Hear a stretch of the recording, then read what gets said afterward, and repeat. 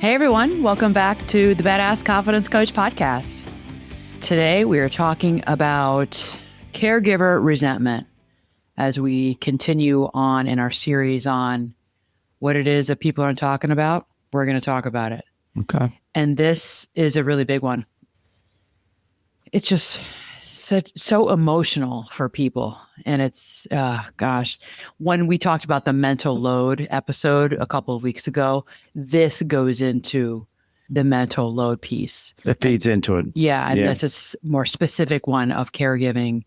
I think of our elders, but it could be caregiving somebody with chronic illness. It could be caregiving a child with chronic needs and ongoing needs. It's just you're the caregiver. And what happens over time if you don't get your needs met? Yeah. I mean, you're talking about exhaustion, or at least the potential for exhaustion, mentally and physically. I can't imagine. I don't want to imagine. Yeah. Okay. So let's get into it. So I think we don't talk enough about what it's really like to caregive. I think that people come to me actually in therapy and coaching. People come to me for therapy to talk about this, about the resentment that they're feeling.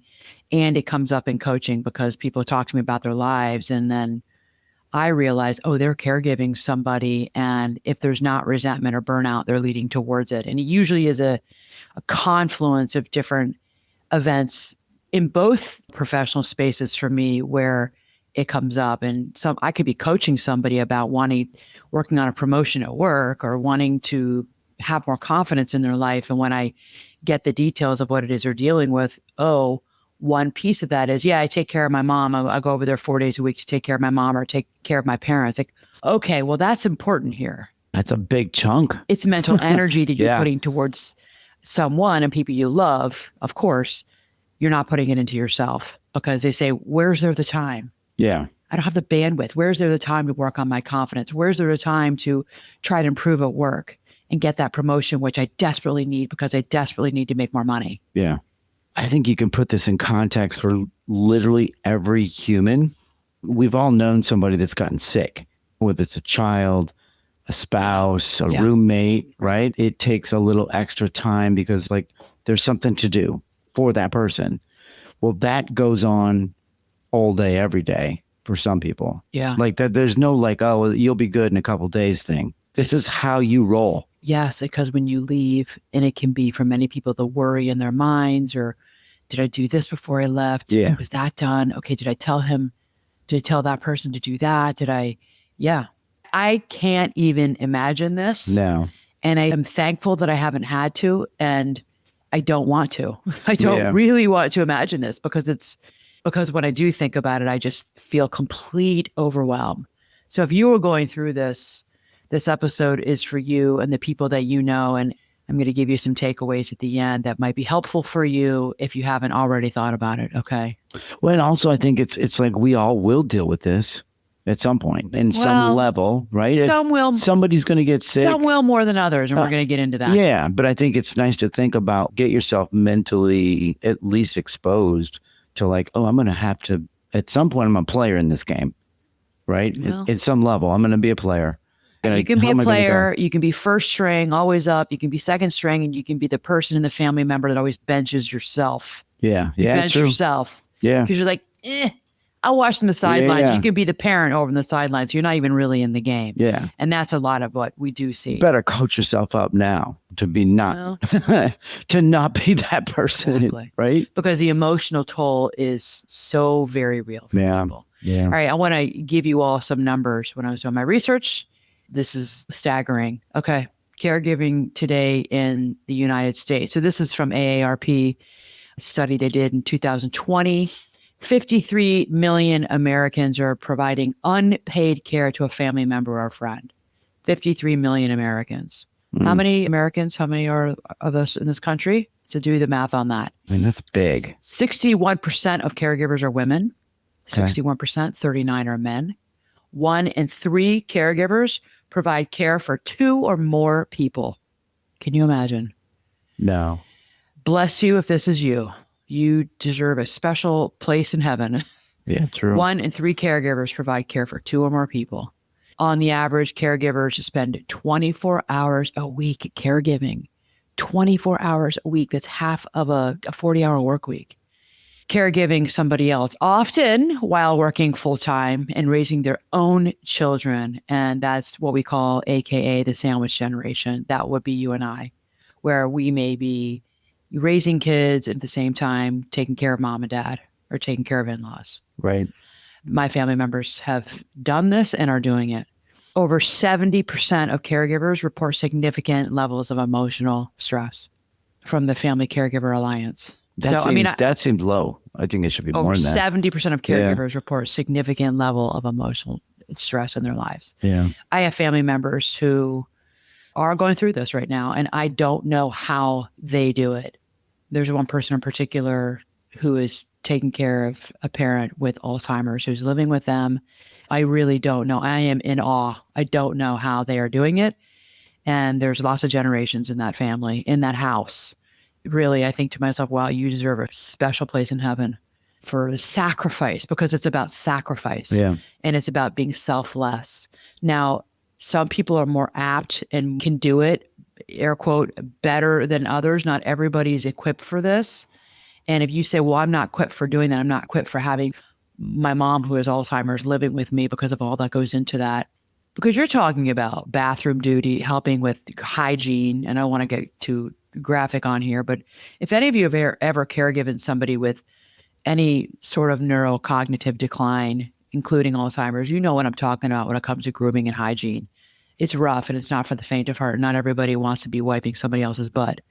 And I'm sorry, that's what it is. Well, I'm not sorry. That is what it is. And the people who are demented, are elderly family members, you think they ever wanted to be here? You ever think they wanted to be going through this? These are the people that we know who worked and raised families and were hosting parties on the weekend, and you had a beer with or a glass of wine and were laughing with. And now they're at that stage in their life where they do need the help. And it's hard for them of what they can remember as well, because they wouldn't want that. Right. Right. And we'll all be at that point in some capacity. I hope I right? have my mind about me Yeah. as we're older and we watch people in our lives ahead of us move into dementia and the different types of declines.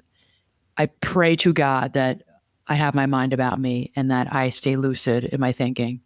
Both of us. Yeah. That's why I think fitness is so important to us. All the cardio, all the mostly strength training today and nutrition. That's so important because I've been freaked out by watching my father with they never actually gave him a diagnosis of Parkinson's disease. They gave him Parkinsonisms. So he had many symptoms of Parkinson's, but not enough that they would give him the diagnosis of Parkinson's disease. But we see Parkinson's because he had the shuffling, he lost his voice. He couldn't speak the way he always had a big, booming, loud voice. He seriously was like the big cheese, is what we called him. Yeah. That all went away. I just am trying to, as best I can, do what I can to stave that off. It's really lowering the amount of alcohol we drink because we just don't know today. Right. Because it's freaked me out watching what's happened to the people ahead of us. Totally. Yeah. 100%. Okay. So let's talk about caregiving across different continents because it is a little different and across cultures. So in Asia, in countries like Japan and South Korea, the burden of caregiving typically falls on the eldest child. I think many of us know this because it was this way in this country and still is today to some degree. But really in Asia, it's assumed, it's not spoken, that you will take care of your parents. It's often the eldest son's wife who will take care of the mother-in-law or her own mother. There's a rising crisis there too, though. So they have an aging population. We're all living longer. They're having fewer children. And there's an increasing abandonment issue with the elderly. They're not able to take care of elderly and aging parents because there's not that many people to do it. Interesting. I thought it was interesting. You're right? talking about in Asia now. In Asia. Mostly. Yeah. Okay. Interesting. Now, these are generalities, okay? So always keep that in mind. In Scandinavian countries where there's government-sponsored elder care, it's a robust program. That's why their taxes are so high. They're paying for this for their futures. There's less personal burnout because they have such a good system where the government is helping. However, in countries like Germany and France, the informal family caregiving remains emotionally complex and undersupported. Germany, France, and I don't know the other countries, Spain and Italy and all the other European countries. just mention Germany and France in particular. I mean, as you dig into this, so what's the model? Did they say, well, this particular country or region has it down the best? Like, did they define it that way? Or I mean, not really? No, and I couldn't do too much of a deep dive on this because I could have spent hours and hours. I do know in Italy, there are nursing homes now, and there didn't used to be nursing homes because as an Italian having family in Italy, we knew that you take care of your aging parents. It's just assumed. It's not even spoken about out loud. It is an assumption. And even today, they do have nursing homes in Italy. In many cultures, it's a sin or a mark on you if you're not taking care of your aging parents. It's a mark on your character if you are not going to take care of them. It's not that they live in the same town and we just say, oh, we're not going to do it. Usually, those adult children have moved. In the world that we live in today, this global community, they have moved. They live like you're in a small town in Tuscany or Umbria near Rome, but you live in Milano because you went to college and you're in tech and you're in Milano. You can't take care of your aging mom and dad who live in a small town, somewhere in Umbria, because that's a 4 to 5 hour drive or 6 hour drive. Yeah. So it's for those reasons. I mean, our generation is more mobile. We don't stay in the towns within which we were raised. That's common in the world. Yeah. That's a big shift, though, with a lot of fallout potential, right? Well, why do you think in Sicily they have those €1 houses for sale or these 15,000 euros for sale? And we're Gen X. It's not just Gen X, it's also millennials. They're out of there. And Gen Zs, they maybe were born there. They're gone. They're leaving. They're going to university and they're continuing their education and they're getting jobs elsewhere. They're going to the larger cities like Rome and Milan, maybe Barcelona, Madrid. They're not staying in the small towns. Yeah. So the parents and the grandparents are aging there. They're aging in place. There is no one to take care of them. Right. So you hope for a neighbor to step in and help, and we help each other. But it's not going to be your... That's risky though, right? Well, in Europe, I think it's better than America. United States, we're not good at this. But in the communities in Europe, they definitely have a sense of helping each other out more than we do. They live in apartments. Europe is a much older continent. They've been living there a lot longer. There's no such thing, but when you travel through Europe, you see a lot of farmland. You see farms. And then when you go in the towns, these towns are basically row houses stacked next to each other. And there's a sense of community. Yeah. You really get to know each other. And in Canada and the United States and other parts of the world, we have single family homes. We're privileged. We have this wonderful single family home in a yard. And our neighbor is next to us, but we don't always see the comings and goings of our neighbors. We live very differently here in this country. In the winters, we laugh being in Chicago because it's so cold. We laugh that we don't see each other. We don't have a sense of neighborliness or community with one another for the most part. When we laugh, we get in our car, which is in the garage. We open the garage door because it's freezing. We drive to work. We come home.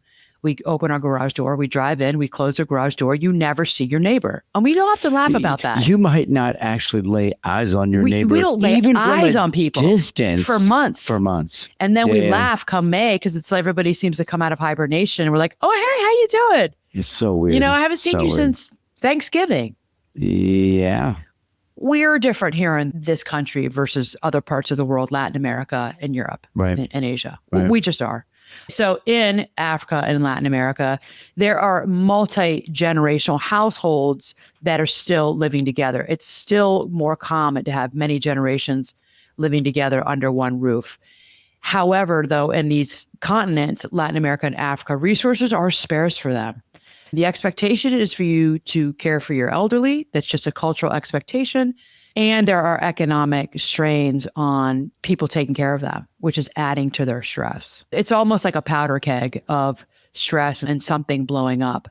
If you are not making enough money, you don't have a job, things are strained with your spouse, you've got teenagers or you're caring for small children and people coming in and coming out, the chaos of all of these people. And then you're taking care of your elderly parent. Maybe there's some cognitive decline. That's rough. Yeah. Yeah. Some people do it very well, or I should say, and it's hard. Yeah. It sounds like is the structure, like the baseline structure, the way you described how a lot of the neighborhoods here are, the logistics don't line up with the actual infrastructure of the cities or towns or townships, right? In the United States. Like if you and I were like, oh, okay, we're going to have a parent come live with us It's not an apartment that's got like an extra bedroom that's like stacked with those other people like right there, and then we could lean on each other. You're talking about a single family house that maybe you've already filled it up with your space as you needed it to be. And then all of a sudden you're debating about how do you shift that? And that might not be possible. People make it possible. They make it work because they have to. Yeah. I'm thinking as you're speaking right now about, when my dad was alive, he died in July of 2020. My sister and brother-in-law were taking care of both my parents. They moved to another state and they brought them with them. My mom was better off than my dad at that point. My father was dealing with his Parkinson's related issues, and my mother was dealing with some dementia, but really more mental health issues of just depression, really having a hard time. And it's so sad to think about because they were such a vibrant couple and living their lives and had this beautiful home and loved. My mother was a wonderful entertainer, just full of life, and traveled, and they just enjoyed their elder years with their grandchildren. And then when my father started to go downhill, and I don't want to get into all the weeds of this, but there was a depression in my mom. She must have seen what she did because she told me what was going on with her husband of 50 plus years at that point, and how depressing it was to see aging and decompensation smack you in the face, just a punch to the gut. And that is depressing. I can't, and I don't want to imagine, although that may be our future. So my sister and brother-in-law came in, and everybody was helping in the way that they could, but they were the ones who really did the caregiving. And one thing about that, and I don't know which came first, my sister would have to be here. This is her story and her memories. My mother was really difficult, which surprised all of us with her personality. She became much more belligerent and didn't want the help of caregivers and even home health to come in. She's more of a quieter individual, more of an introvert, but really a pleasant person. And to see this belligerence come out in her, and it was, don't tell me what to do. I'm getting older. Don't take away my autonomy. Don't tell me what to do. Don't tell me how it's going to go. You're not going to do that. And she even is like that now. I mean, she's 89. She's still alive. She even now is like, don't tell me what to do. It's like she's holding on fiercely to her autonomy and fiercely to some sense of independence. And we still see it. Gosh, what my sister and brother-in-law did, I mean, they're angels for trying their best to take care of my father and my mom. And then when my father passed, so long story, I won't get into all of it. My mom is back now, and my brother's caregiving her back in the DC area where I'm from. And I called him the other day and I said, hey, I'm doing this episode on caregiver resentment. I want your insight. Do you want to add to this conversation? And he said, I don't have the resentment that maybe other people have, because he said, thank you to Dad, who my father did well as an orthopedic surgeon. There was money put aside. So there's money for my brother. So he goes, I'm being paid. Oh, we knew that. He's being paid from the estate. Yeah. So he's a paid caregiver. And that's different. He said, I don't have the resentment because I'm being paid. He said, now, if I wasn't being paid, this would be a different conversation.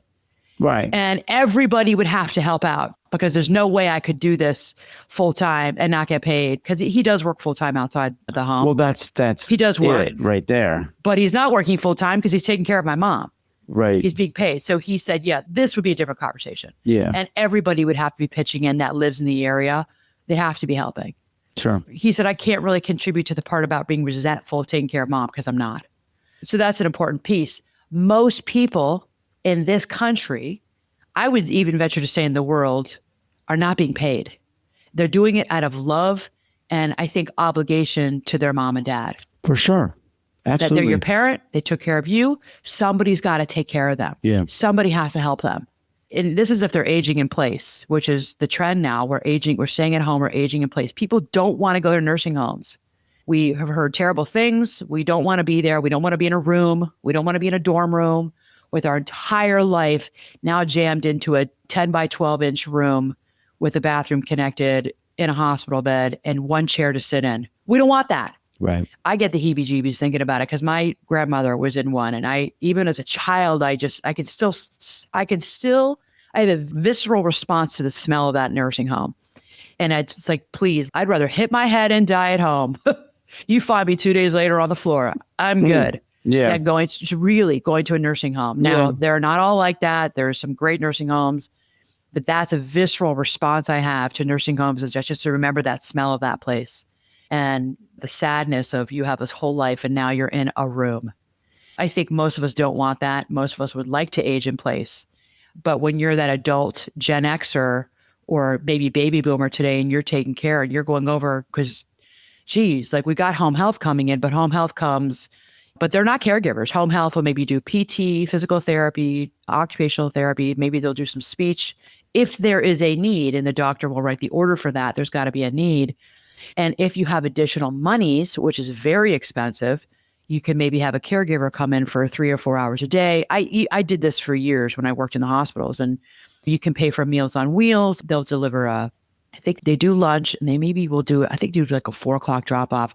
And those are volunteer based. I mean, I knew women, stay-at-home moms who just out of the goodness of their heart wanted to do, when I've talked in here about volunteering, that's a wonderful volunteer job where you go and you pick up the meals and you drop them off. Totally. And many of those people are shut-ins. Many of those people are these people we're talking about today, but they don't have a caregiver. They don't have a daughter or a son-in-law or a niece or a nephew or anybody who lives by, and they're really by themselves and they become shut-ins. Yeah. And or even like a sister, right? Or a brother that's in the same your space. elderly sister. Yeah. They don't have that. Right. And sometimes the drivers would call me back if I set it up and they'd say, they are by themselves in there. They're shut in. I'm worried they're not doing anything. And I always appreciated those calls because they really cared about these people. So they were obviously a patient of mine. And I would talk to them when they came in. They said, Anna, it's a bologna sandwich with a piece of cheese on white bread. I don't want to eat that food. I don't want that. So Meals on Wheels does the best they can. And they don't want to eat that sandwich with fruit and a cookie. Yeah. They don't want that, especially if we have a cultural background. They want their food. Totally. They want their Middle Eastern. They want their hummus and their baba ganoush. They want their Italian or whatever it is. Yeah. So it's such an imperfect system. And that's why it can get very layered. It is layered and it's complicated. But that's what's happening more and more today as people are aging in place. And if you're the one who's going over after work, that can get rough because you got to put dinner on the table. So back to mental load. You got to put dinner on the table. And even if you didn't go over there, the mental load is you're worrying. Did they leave the stove on? Are they okay? Do they have their lifeline thing around their neck?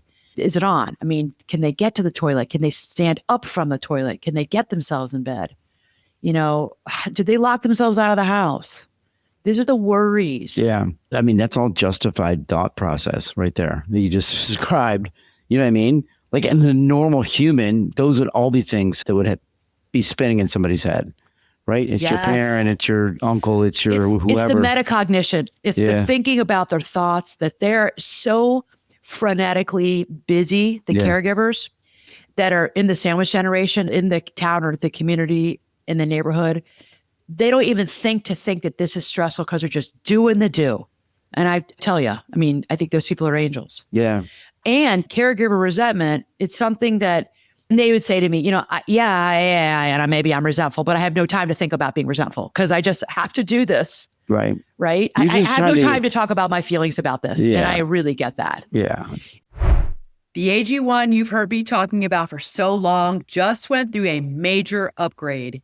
AG1's Next Gen is here. So what is Next Gen? It is a daily health drink clinically shown to support gut health and close common nutrient gaps, even in the healthiest of eaters. With 5 new probiotic strains and additional vitamins and minerals, AG1 Next Gen represents the biggest step forward for daily foundational nutrition. 1 scoop in the morning with 8 to 12 ounces of cold water adds up to whole body health for vitamins, minerals, probiotics, and whole food sourced ingredients. AG1's Next Gen is now one of the most clinically backed greens powders. Can you believe it? They went above and beyond the industry standard in testing and have made a great product even better. AG1, it's been a game changer for me for my mornings. It sets the tone for my day, helps me feel my best, and I genuinely look forward to drinking it in the morning. Now clinically backed with an advanced formula, this is a perfect time to try AG1 if you haven't already. I've been drinking AG1 for more than 5 years now, and I'm so happy that I am partnering with them. So subscribe today to get the next gen of AG1. If you use my link, you're also going to get a free bottle of AG D3K2, an AG1 welcome kit, and 5 of the upgraded AG1 travel packs with your first order. So make sure to check out drinkag1.com/Anna to get started with AG1's next gen and notice the benefits for yourself. That's drinkag1.com/Anna. Resentment shows up in that person as fatigue, irritability. You could kind of see it when I was doing it right now, talking about clients or patients of mine in the past. It's irritability. It shows up as withdrawal. So they withdraw from the people around them. So they withdraw from their coworkers, from the water cooler chat that they maybe would engage in, the fun, the levity at work. They withdraw even in the evenings where maybe they're just, I need to just go to sleep. Leave me alone. Yeah. And it can also show up in physical symptoms. So that's what starts to worry me is if you continue to not pay attention to your caregiver fatigue, it can make you sick. Totally. Yeah. You're talking about a potentially very unhealthy lifestyle that you're putting yourself through. Yeah. Because there's no time for yourself. There's no time to go for that walk. There's no time for that fitness. There's no time for that meditation, right? There's so locked in. There is time. And I would say that there's always time. There is time. There is time for a 10-minute walk. They don't want to do it. Yeah. They don't want to do it. Because the mental load is telling them there's something else to do. Yes, exactly. Don't tell me what to do. I don't want one more person telling me what to do that I should go for a 10-minute walk. And I get that. I really get that. Yeah. So, right. You're walking a tightrope with these caregivers. And if they give you this irritated pushback, pay attention to that because their cup is overfloweth and it's been overfloweth for many, many months. Yeah. And that's their reality, right? Yeah, that's their daily that is reality. Their reality. And the most common source of their resentment is number one, the unequal distribution of labor, especially amongst adult siblings. It's the number one cause of resentment in these caregivers is that Joe lives in town, James lives in town, and so does Susan. Where are they? They're not here. How did this all fall on just to me? Resentment builds. And this is a sort of another conversation because I've had it with people over the years. We won't get into it here and when that parent dies, what happens to those adult sibling relationships?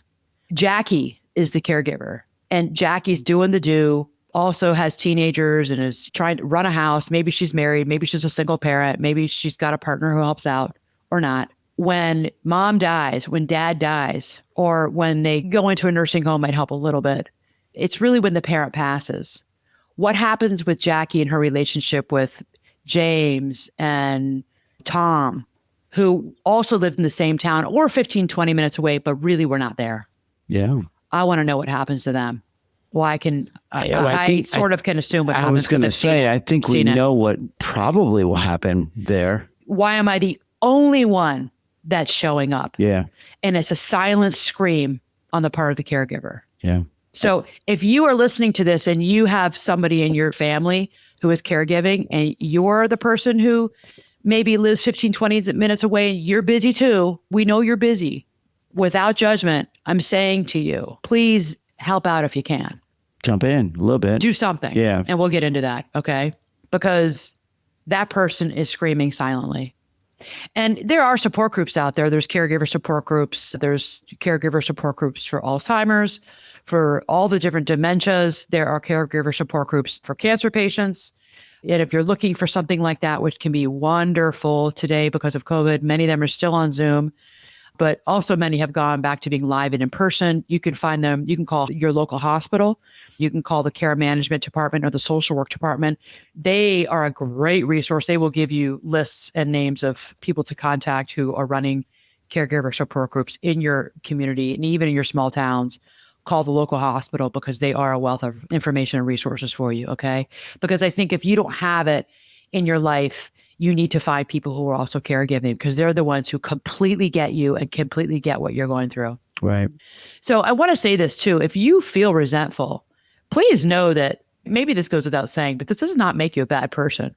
Resentment is a very human feeling. Yeah. No, I don't think so at all. I mean, why would somebody think Well, that? sometimes people can feel bad because I'm just so mad and pissed off and angry all the time that I'm the only one doing this. So you're saying you get impatient with yourself, like with your feelings, like you stew on it a little bit too much. Yeah. It shows up in other ways. It shows up in being in a air quote bad mood all the time. Maybe to your partner, to your spouse, to your kids. Mom, why are you in a bad mood all the time? Because I'm exhausted. Yeah, exactly. Exactly. Ugh. So here are some takeaways for all of you. Number one, I want you to name it without shame. You are not selfish for feeling stretched thin, okay?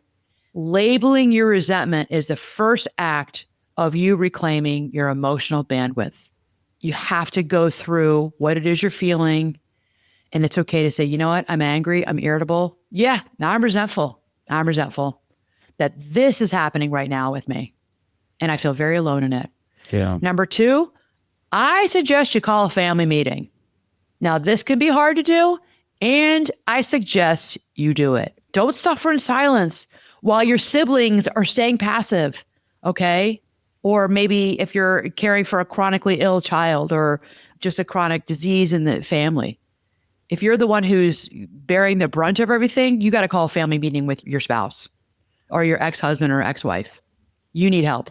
What if you're the only child? Like you're still resentful. You're resentful of time and effort, all of the things that go with it. How do you deal with it then? Like there is no one else. There's no other family member So necessarily. you're not going to call a family meeting because you're the only child. Well, let's say this is your mom, and let's say your dad is completely lucid and he's still living with your mom and he's fine, but he's maybe playing golf 3 or 4 afternoons a week.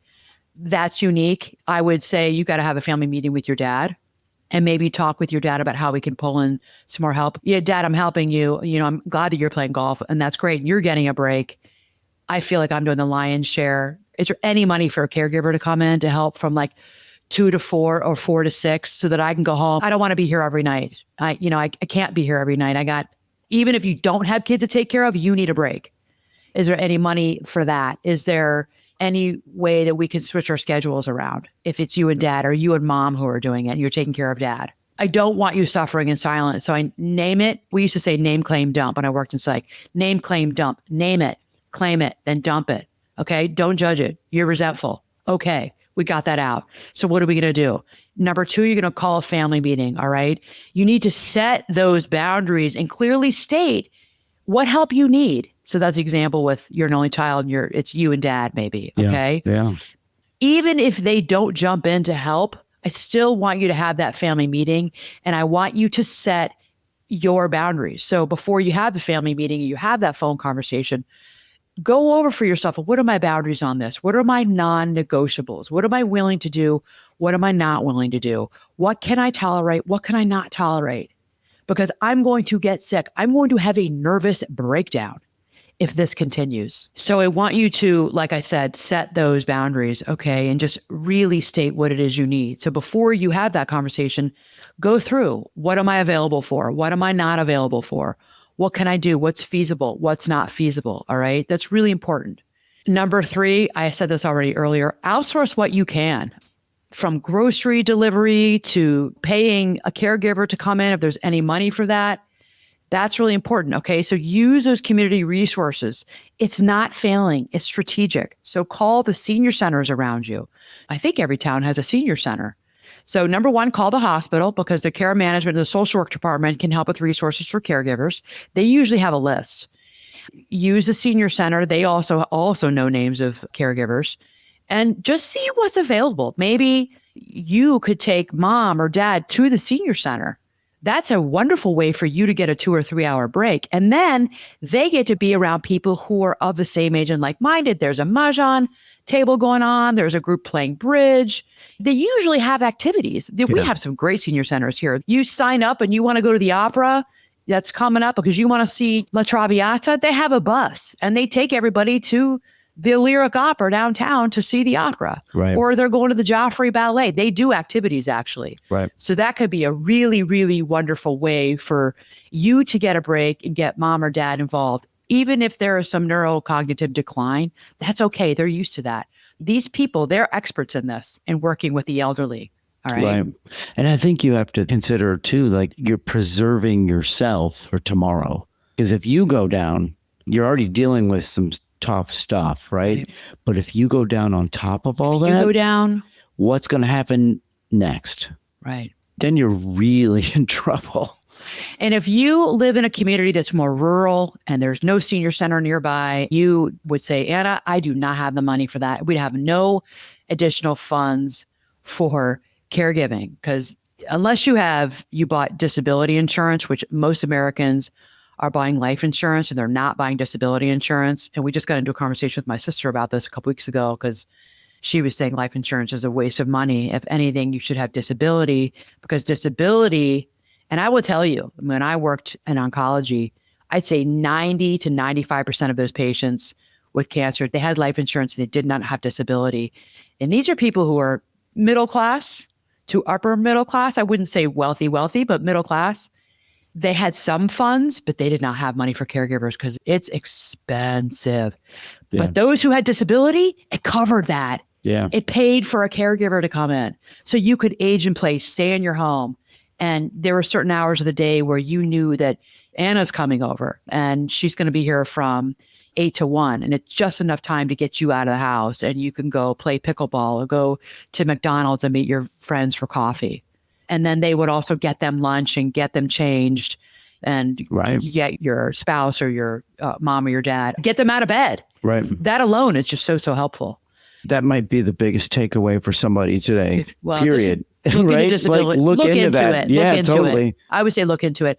And if you live and you say, like I said earlier, you would say, and I have no money for this. See what is available to you in your community. What is there? Like I said, go back to the hospital, talk to your neighbors. Is there anything you all can do? Can you do a trade? Can you do an exchange? I know it may seem more burdensome, but would you be able to, is there anything you can do for them in exchange for your neighbor coming over and just sitting with your mom or sitting with your dad or sitting with your child? Right. You could use the library. They seem to be a hub of getting people connected to the right avenues to get to a group or whatever it is. Your church could be another source, right? Really like, good, like there really are good. some networking opportunities there where somebody knows somebody. If you have a faith community, really, really take advantage of the people in that community. Sure. Okay. Really important. Number 4, I want you to schedule a resentment check-in. Okay. So this is you doing your own caregiving and this is your own self-care. I want you to take 5 minutes once a week to journal, or you can do a voice note into your phone, how you're really doing. Okay. This is the time to take your shield off. Okay. This is a time for you to just spend 5 minutes. You do have 5 minutes. And if you like to write, I think journaling is wonderful. It's a wonderful medium of pen to paper. I think it's number one. We know that it's number one. Pen to paper is therapeutic. Just write down how you're really feeling. Okay. You got to get it out. You have to purge that out of you. Don't keep all of these thoughts and feelings about what you're doing inside of you. You will implode. And what worries me is that we're getting sick doing this. Okay. You must purge it out. It does feel better. Okay. This is not you being indulgent. This is your mental hygiene. Okay. For you, the caregiver. Really, really important. And the last one is, I want you to talk to somebody who really gets you and really gets what you're going through. Okay. So whether that's a therapist, a support group, a trusted friend, you've got to process your role. So journaling, purge it out. And this is just as important. Get it out of you. Find somebody to talk to. Being a caregiver is emotional labor. All right. And you need somewhere to go with it. You got to offload what's going on in your life. All right. You cannot keep it inside of you. One human being cannot do this all by themselves. You can't keep doing the do, get it all done and not processing how you're thinking and feeling. This is hard. Yes, you are in a hard phase in your life. You are being stretched mentally, emotionally, psychologically, physically. All right. We acknowledge that is happening to you right now. And you've got to find help. You cannot do this alone. We don't want you to do this alone. All right. Yeah. Really, really. It's helpful to lean on somebody in some way, to have somebody, whether it's just a little slice of it or it's a big piece of it. Yeah. Like give yourself as much assistance as you can possibly get. Because if not, you're going to burn. You're going to burn out. At some point, you're going to crash and burn. This is a hard episode for me to even think about doing. And I think because it's starting to hit me, all of the people that I've talked to over the years about what it's like to be a caregiver, whether it be in a hospital setting or in my practice. I've been listening to these conversations for 25 years and they're really tough. I don't envy you. I have to say that. Like, yeah, I want more help for you. I don't envy you. And if no one has told you this before, I'm telling you this to you now and replay this over and over. You're doing holy work. And I mean HOLY.